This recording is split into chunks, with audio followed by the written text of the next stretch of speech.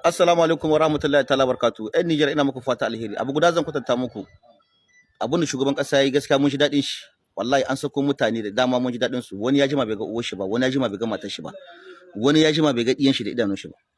Na rantsi da Allah da Annabi kwanan nan da shi mutane dama sun kwana farin ciki. Amma duk da wannan ba su mu wasu ƴan iska dadi ba. Duk wanda bata ma dadi ba da Allah ya ji hankuri, ya je roki Allah ya raba shi da hasada. Babu abin da za a yi gabaki daya, komai a hankali ne. General Abdurrahman Chani, merci, vive le Niger. Wallahi wa Allah mu mun ji daɗi abin da aka yi. Wani ya jima bai ga iyalin shi ba, kuma ya ga iyalin shi. Ka gani abin da muke mu dinga mu juna fata alheri. Wannan masu shiga cikin lafiyar juna ya kamata a sako wane ne ga mai ga feji nan wurin ka tura photocopy card ɗinka na gwabza mu uwar duk wani mai sukar Chani, Allah ya ɗibe mu oshi albarka.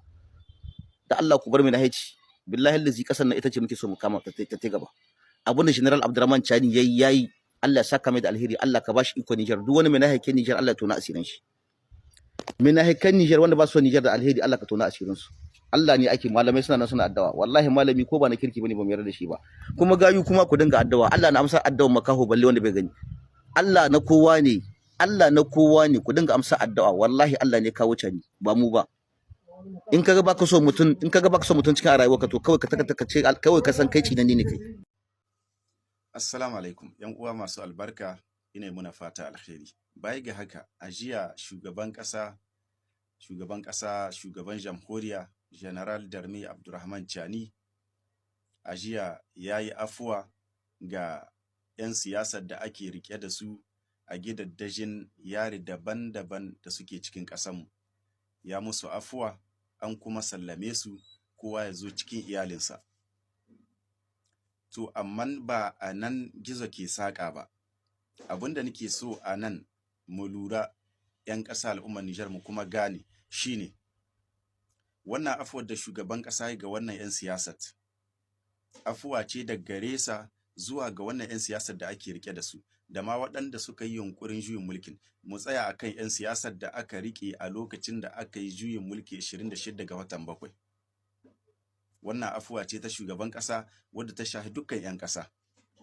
Shugaban ƙasa ya yi tasa, dama an ce wanda ce zai baka riga to ka kalli ta wuyansa.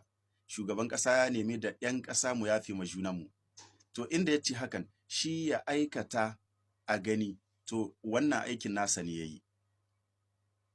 Yanzu mu ya saura ga wannan 'yan siyasar da aka riƙa. Abin da ya saura shi ne, Kwaldef za ta kira su. Da deja ma nake son in nuna ma 'yan ƙasa kenan. Ku kwantar da hankalinku, kada ku bi irin waɗancan masu wancan kalaman, dan na ga waɗansu sun fito suna waɗansu kalamai cewa su tun fil azal su riga da sun faɗa cewa wanga juyin mulkin na 'yan siyasa ne, 'yan siyasa suka yi shi, su ake share ma hanya don su dawo su ci abin da suka saba da ci. Na ga wanda yi wannan bidiyon, ko na ce waɗanda suka yi waɗannan bidiyokan suna son su sa ma 'yan ƙasa wani gurɓataccen tunani game da wannan afuwat da shugaban ƙasa yi wa 'yan ƙasa duka gaba ɗaya. Afuwa ce wannan ta shugaban ƙasa zuwa ga 'yan ƙasarsa, duk wanda ke cikin ƙasar Nijar, duk wanda ke da nationality in Nijar, ƙarƙashin shugaban ƙasa yake, shugaban ƙasa masa afuwa. Yana nema gare mu 'yan ƙasa mu yi afuwa wa junanmu. To sai dai kamar yadda ni ce, wannan afuwar da shugaban ƙasa yi ba ita ke nufin wai laifin da 'yan siyasa suka yi, cin amanar da suka wa ƙasar Nijar, dukiyar ƙasar Nijar da suka ci, dukiyar al'ummar Nijar da suka ci, afuwar da shugaban ƙasa yi ba wai tana nufin ya yafe musu cin amanar ƙasa da suka yi, cin dukiyar ƙasa da suka yi, ba wai afuwar da ya yi musu tana nufin ya yafe musu ba ne. Abin da nake so 'yan ƙasa ku gane, daga irin waɗancan masu wancan kalaman masu son su samu wani tunani cewa 'yan siyasa ake ma gyara hanya, su aka yi ma wannan juyin mulkin.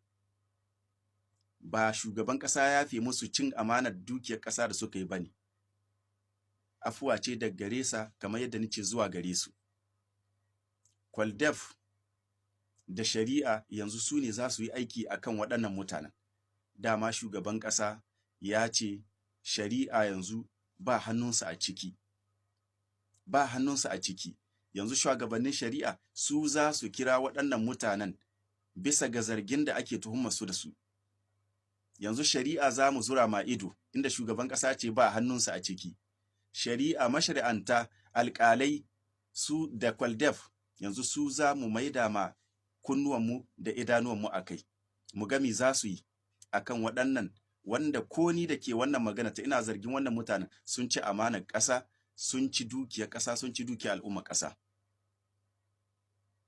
Kenan abin nufi kada bidiyon shi tsawo, 'yan ƙasa kada mu ɗauki wancan kalaman waɗancan mutanen son su samu wani gurɓataccen tunani cewa 'yan siyasa ake ma gyara hanya. Ba su taɓa faɗar alkhairi ba waɗannan mutanen, ko sun faɗi alkhairin daga baya sai sun dawo sun walwale abin da suka faɗa. Saboda mulkin ba sa so, saboda sun san mulki ne na talaka, dan talaka aka zo, dan a cece mu talaka Nijar aka zo. To sai dai suna ƙoƙarin su nuna muna cewa wannan juyin mulkin ko wannan mulkin da ake yi ba dan mu ake yi ba. Kada mu ɗau kalamansu, kada mu yarda da abin da suka faɗa. Wannan shine sakona a takaice. Bidiyo na 2 na 3 insha Allah suna. Assalamu alaikum warahmatullahi wabarakatuh. Yan uwa ina muku fata alkhairi. Yan uwa abokanina da yannina masu albarka na cikin wannan majmu'a mai albarka. Kamar akwai takaddama ta dan taso tsakanin Muhammad da ke Cote d'Ivoire da wannan abokin namu da ke nan Libya. Bazabarmi. Kama manta mu yan uwan juna ne kuma masoyan juna muke. Kuma tsakanin Bazabarmi da Buzu da Ba'ari da Bagobe da Bakurhoi a dama akwai wasa, akwai tabbastaka, kuma suna ƙasa ga buzaye waɗannan yaranka ne Muhammad. Calm down. Kai yaranka su cakula maka lissafi, yaranka ne waɗannan barbiyar su. Kuma abin da nake son mu gane, mu duka mun gane, mu yanzu ci gaba ne muke bukata ba koma baya ba. Bakan da me ya gyara zama ne, kenan da haka ku taho mu mara mu ta zuwa gyaran ƙasa, mu raba kanmu da cece ku ce, mu bar zagin iyayenmu. Duk wanda ya zagi uwar wani a Nijar ya zagi baba ne kuma mashi. Assalamu alaikum warahmatullah. Assalamu alaikum yan uwa. Wannan bidiyo ta ta'aziyya ce inda muke tura ta'aziyya da rashin dan uwa, aboki, matashi mai cike da burin yi ma ƙasarsa aiki. Muna tura wannan ta'aziyya zuwa ga 'yan uwan shi da amanan arziki. Muna roƙo ga Allah subhanahu wa ta'ala, Allah ka sa kunciya hutawa, Allah ka sa a ce ya huta. Mu da muka yi sura, Allah ka sa mu cika da imani idan ta muta zo. Allahumma arzuqna bi husnil khatima. Allahumma arzuqna bi husnil khatima. Allahumma arzuqna bi husnil khatima. Allah ka sa kunciya hutawa ga hammi alkhair. Allah ka ji kanshi da rahma. Assalamu alaikum wa rahmatullahi wa barakatuh.